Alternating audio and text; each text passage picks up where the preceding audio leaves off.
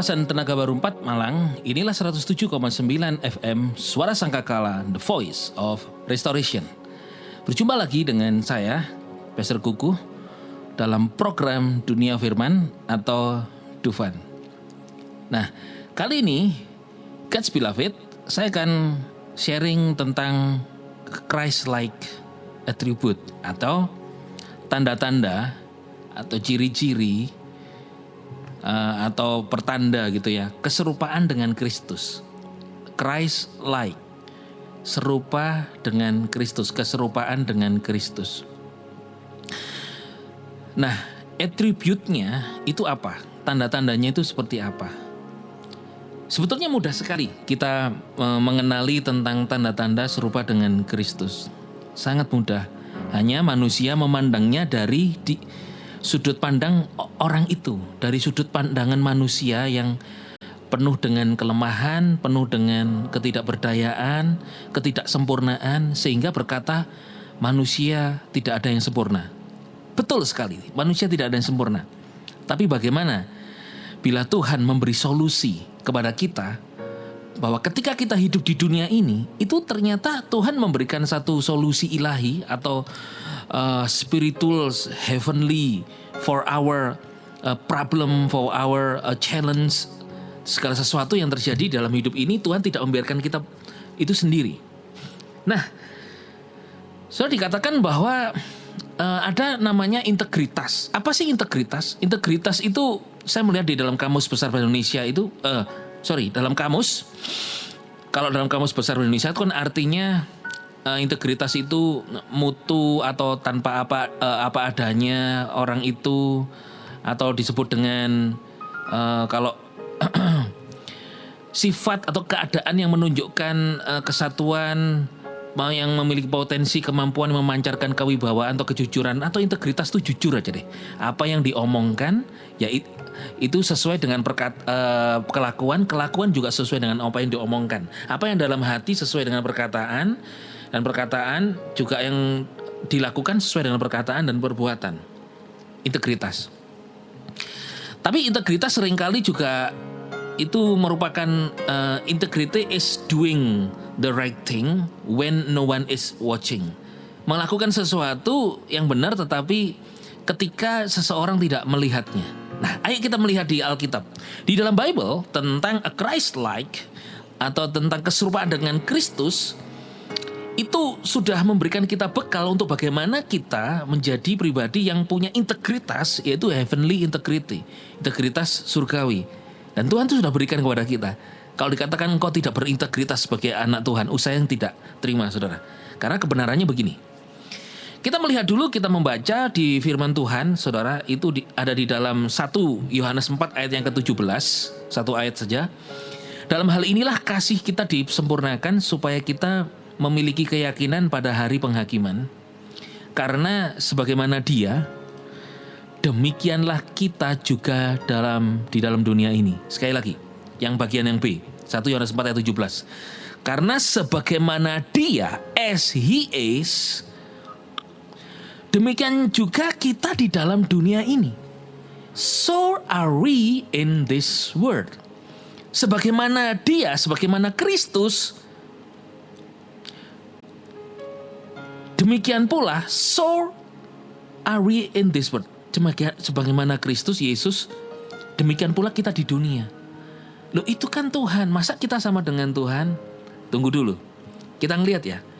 Yesus itu ketika menjadi manusia, Dia memang adalah dari benih ibunya, manusia, Maria, dan benih Roh Kudus.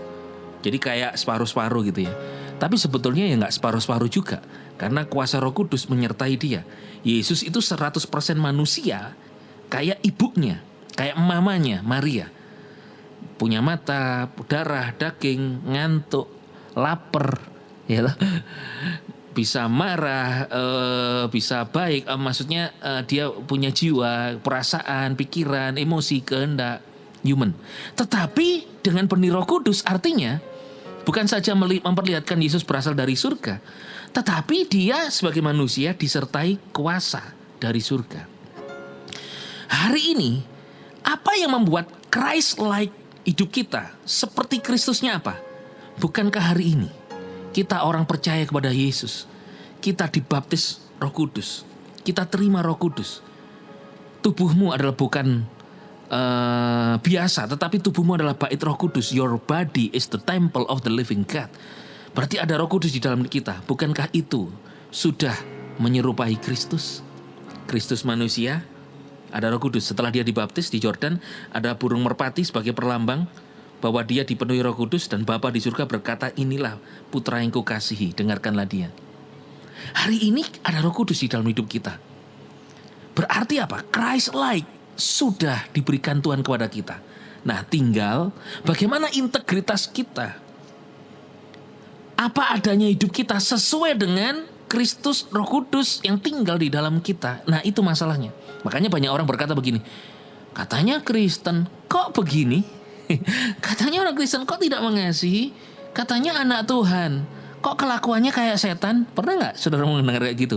Karena apa? Integritasnya. Nah, justru Roh Kudus Tuhan tinggal di dalammu adalah untuk menolongmu supaya engkau bertindak hati-hati dalam kehidupan ini sesuai dengan firman, agar perjalanan hidupmu menjadi berhasil. Agar perjalanan hidupmu ada disertai kuasa oleh Tuhan untuk supaya engkau menjadi saksi Kristus. Bukankah kita diutus menjadi saksi Kristus? Jadi sebetulnya a Christ-like attribute, tanda-tanda atau ciri-ciri keserupaan dengan Kristus sudah Tuhan taruh dalam diri saudara sebagai grace, anugerah. Untuk apa? Untuk menolongmu supaya engkau menjadi pemenang dalam kehidupan ini.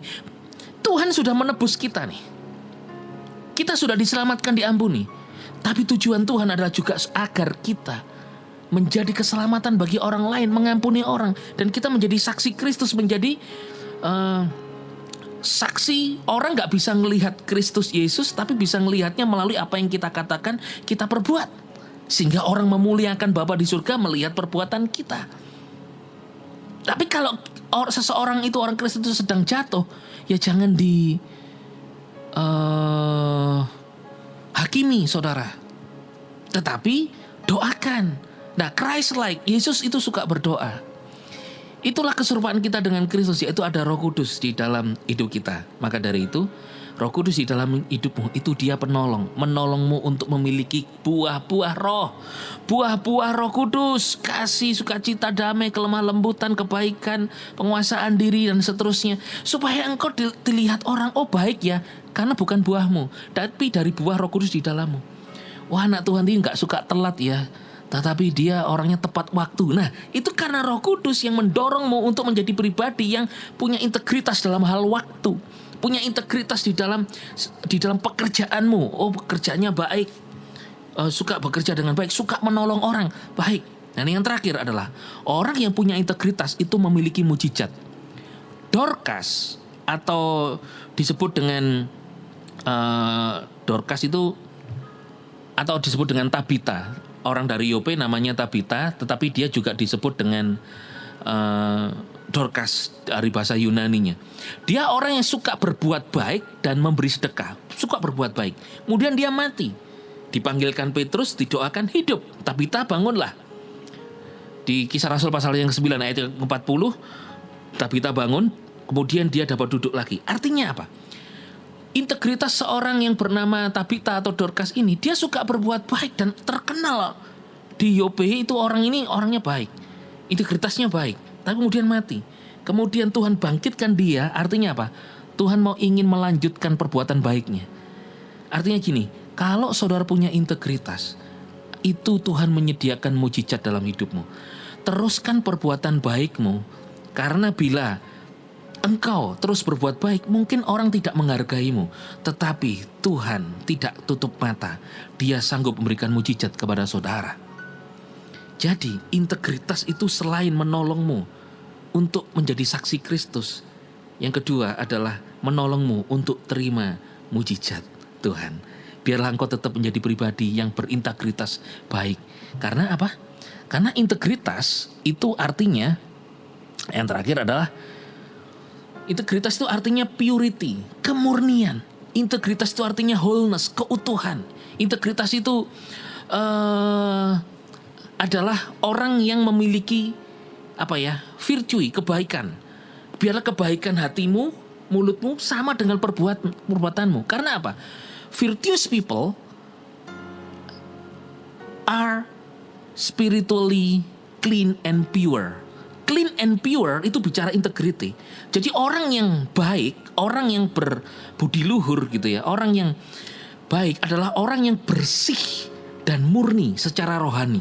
Virtuous people are spiritually clean and pure. Jadi clean, pure secara spiritual. Bukankah engkau sudah disucikan oleh darah Yesus? You are pure, you are clean. Dan Roh Kudus di dalammu menolongmu untuk menjadi virtuous people, yaitu orang yang penuh dengan kebajikan, kebaikan. Itulah integritas di dalam Kristus. Engkau baik karena Kristus baik di dalammu, dan engkau menjadi saksi Kristus untuk menjadi orang baik, untuk memuliakan Tuhan, menyaksikan Kristus dalam hidupmu, dan orang melihat Kristus dalam hidupmu dan mereka memuliakan Tuhan. Kesimpulannya adalah Christ-like attribute, tanda-tanda keseruan dengan Kristus sudah taruh di dalam hidupmu. Engkau orang yang berintegritas karena Kristus di dalammu akan menolongmu. Dan orang yang berintegritas, Tuhan sediakan mujizat tersendiri untuk saudara. Yeshua HaMashiach, bless you.